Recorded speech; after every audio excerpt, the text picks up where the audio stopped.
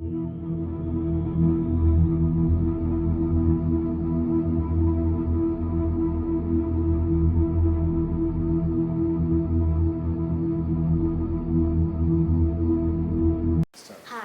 I'm Shirley from Cape Town. As I mentioned in the previous video, in this video I will give you more details about the Voyager spacecrafts. In summer 1965, a group of enthusiastic scientists revealed a calculation about an incredible space mission. Yes, it was the beginning of the Voyager mission, but in an unknown name. I'll talk to you about it later in the video.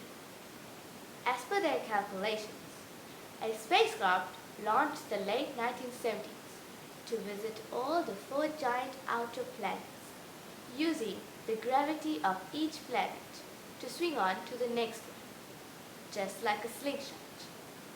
This alignment of planets occurs once in 176 years. Oh, how sweet is it? July 1st, 1972, the great project began. First they named the project as Mariana Jupiter Saturn 1977, and it was approved by NASA and day-to-day management by Jet Propulsion Laboratory in California. Actually, the original plans only covered to flybys of Jupiter and Saturn. So they looked back at the drawing boards of the Mariana spacecraft, which flew by Venus, Mars, and Mercury. This was a 10 mission conducted by NASA, and the program launched a series of interplanetary crafts from 1965 to 1973. The program included a number of firsts, including the first planetary flyby, the first planetary orbiter, and the first gravity assist maneuver, or gravitational slingshot. Okay, now we're coming back on our subject, Voyager. The first meeting of scientists took place on the 13th to 15th December 1972 in California. On March 1977, they called this mission as Voyager. Yes, an apt name for the great mission finally came up. It continues its voyage through deep space, justifying its name. I hope the voyage never ends. Voyager 1 and Voyager 2 launches from Kennedy Space Center on the 5th of September and 20th of August in the year of 1977, respectively. For the launching, NASA used its Titan Center rocket, reached its destination by November 9, 1981. After the Saturn's encounter, Voyager 1 starts its trip out of the solar system, heading upwards out of the plane of the planets. Voyager 2 begins its planetary visits on July 19, 1979 with Jupiter and reached Saturn on August 25, 1981. It continues its journey to Uranus on January 24, 1986 and became the first spacecraft to visit Uranus and Neptune in the history of space missions. It visited Neptune on August 25, 1989. Thereafter, Voyager 2 starts its trip out of the solar system below the plane of the planets. On October 10th and December 5th, 1989, Voyager 2's wide-angle and narrow-angle cameras were turned up respectively. Yes, it shut its eyes forever.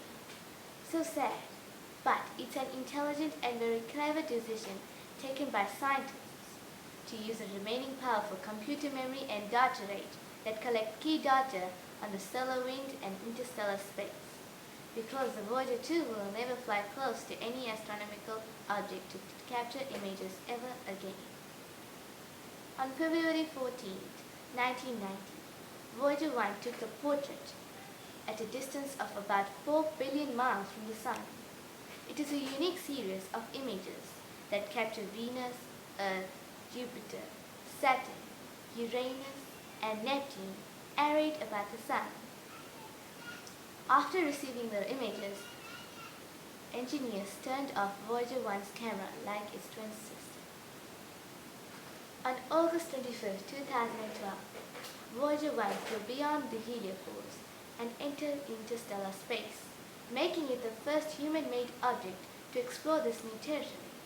Unfortunately, on the day Voyager 1 crossed the shock, ground antennas were not scheduled to listen for the data that the spacecraft was transmitting.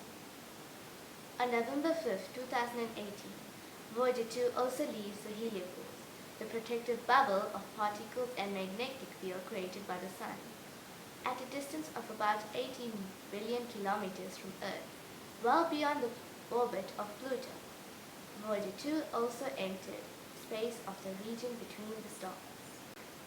As I'm shooting this video on the 29th of May 2020, Voyager 1 is at a distance of about 148.5 astronomical units from Earth, and Voyager 2 at a distance of about 123.3 astronomical units. 1 astronomical unit is the distance between the Earth and Sun. NASA, using its Deep Space Network, DSN, for communicating with these spacecrafts. The signals are traveling at the speed of light, and it reaches the spacecrafts only after 20 hours 35 minutes 22 seconds and 17 hours 6 minutes 13 seconds, respectively, for Voyager 1 and Voyager 2. When you're driving a car, how will you stop in a red signal? Well, first, your eyes see the red signal and send the signal to the brain. The brain will process the signal and give the command to pedal down on the brake. Just imagine, if you are riding on Voyager 1, the entire cycle will take 41 hours, 10 minutes, 44 seconds. That means scientists should see at least 42 hours before. In other words, they have to live in the future, about 42 hours. Scientists dream one day these spacecrafts may encounter with extraterrestrials. So, NASA placed an ambitious message aboard on Voyager 1 and 2, a kind of time capsule intended to communicate a story of our world to so-called aliens. The message is carried by a phonograph, a 12-inch gold-plated copper disc containing sounds and images selected to portray the diversity of life and culture on Earth. The Voyagers have enough electrical power and thruster fuel to keep its current suite of science instruments on until at least this year.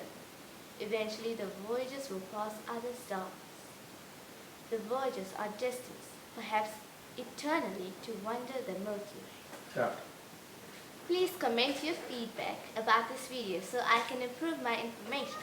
Please support me, like and share my page and YouTube channel.